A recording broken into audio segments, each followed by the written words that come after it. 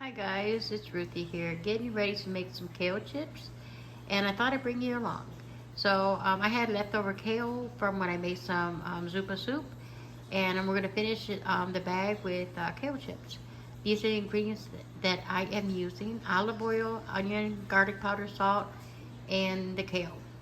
So let's get to preparing some kale chips. Okay guys, so the first thing that we are going to do, and I have a lot of kale left in this bag. My daughter's going to help me get this done so that you can see her over there.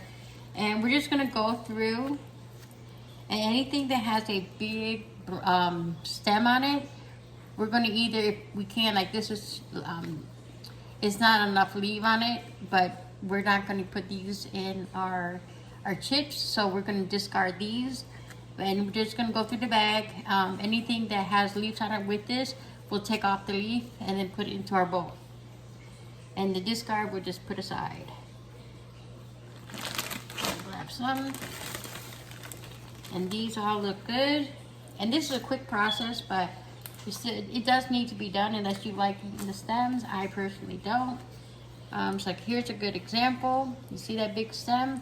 I'm just going to take the leaves right off of it. And that goes in the garbage. Okay, we're going to continue to do this and get this bag done, and we will be back.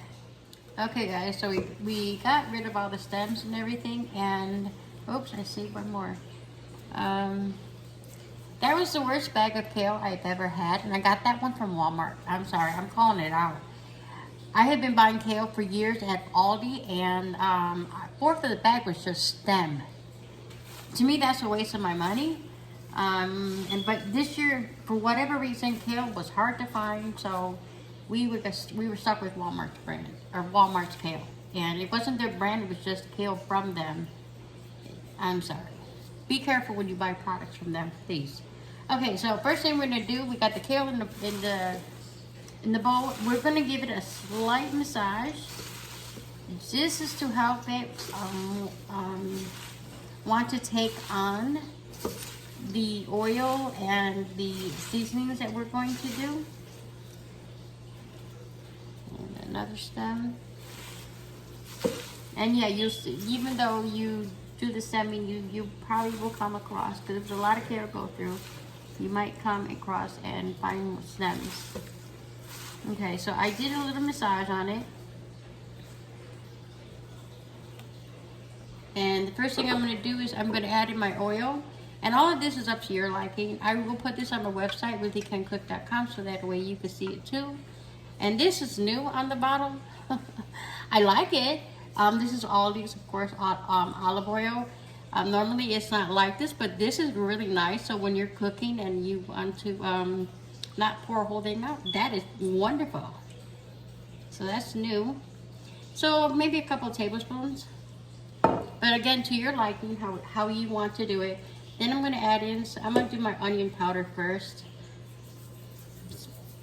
And again, to your liking, you know, season with your heart. My husband really likes the garlic flavor, so I'm going to add a little bit extra of this one. Ooh, you can smell the garlic. And yes, it looks like a lot, but once he tastes this, or he will tell me to put more. And then salt to your taste. I usually do maybe a teaspoon. You do want the salt. It will help bring out the other flavors and help not make this so green tasting, because this is really green tasting. It's a superfood. And this is something it is a lovely snack. It's very healthy. So instead of buying a bag of chips, make some kale chips.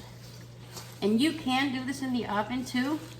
200 degrees, I think it is, with the door slightly cracked. And you cook that for a couple of hours. But you can look that up online. And you can do this in the oven. You don't have to have a dehydrator to dehydrate food, okay guys? So don't think you need special equipment. I just bought one because I was doing it for my garden and everything. But you can do it for just every once in a while. You don't need to have a dehydrator for it. Okay, this is looking really good. I'm gonna give my husband to get this a taste, and then I will be back to see if I need to add anything. Okay, guys, so my husband approved, and he said that the kale was spot on, so no more seasonings needed. Now the next thing that I'm going to do is I'm going to put it on my dehydrator tray. Hopefully you can see, and you can't see, so let's get it where you can see it. Oops. Okay.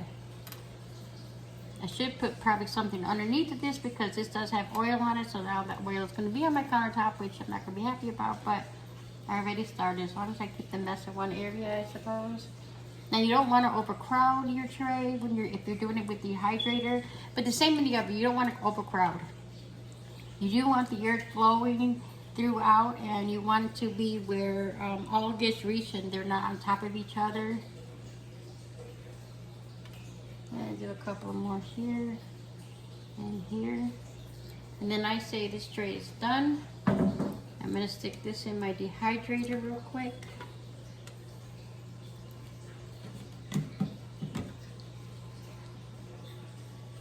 And I got five trays. And you see it makes a mess. I'm not going to clean nothing up until after I am done, because I'm not going to clean 10 times. Let me just finish doing this, and then I'll clean up the mess. And then we're going to keep repeating this process for the 5 trays, because I have 5 trays. And then we're going to put it in the air fryer, and I will be back to show you that. Hey guys, so I think earlier I said air fryer, I mean dehydrator. Of course you know I mean dehydrator, but I do have that problem. I call everything an air fryer now. I don't know why. So it automatically sets to 8 in mine. So I'm going to hit veggie. I'm going to hit the temp and time. This is the temperature I'm going to put on 135. And then for the time, I'm going to put 2 hours. So bring it down to 2. And then I'm going to hit start. And it's going to go for 2 hours, and we will come back and show you what it looks like when it's fully dehydrated. Okay guys, so it's been 2 hours and they just came out, and they are nice and crispy, just as a chip should be. So I'm going to get ready to put them in that container there, and I got 5 trays to do, so it's going to take me a minute to get them in the container, and then I'll be back to show you what the last step is for our kale chips. Hey guys, we got everything into the container, and they're nice and crispy. They're very crispy, and they smell wonderful. I'm going to put in some sunflower seeds. Yes, they will fall to the bottom, but every time that you go to take some of your chip, just give it a shake, and then as you're grabbing, you'll get the seed along with the kale. I've seen this in a farmer's market here where we live, and it works wonderful. So I'm going to do about 3 heaping tablespoons, because my husband loves the sunflower seeds in it. And then you just give it a slight shake. And as you're grabbing into it, you will get the sunflower seed along with the kale. I'm not going to shake it too much, because I'm making a mess already. You see everything's popping out. But that's it. And then we're going to put this into an airtight container.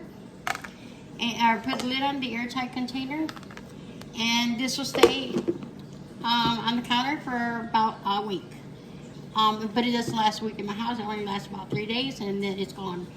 But I hope you liked the video. I hope you give this a try. And remember, you can do this in the oven as well. You don't need to have to. You don't have to have a dehydrator to do this. And I will talk to you in the next video. Bye.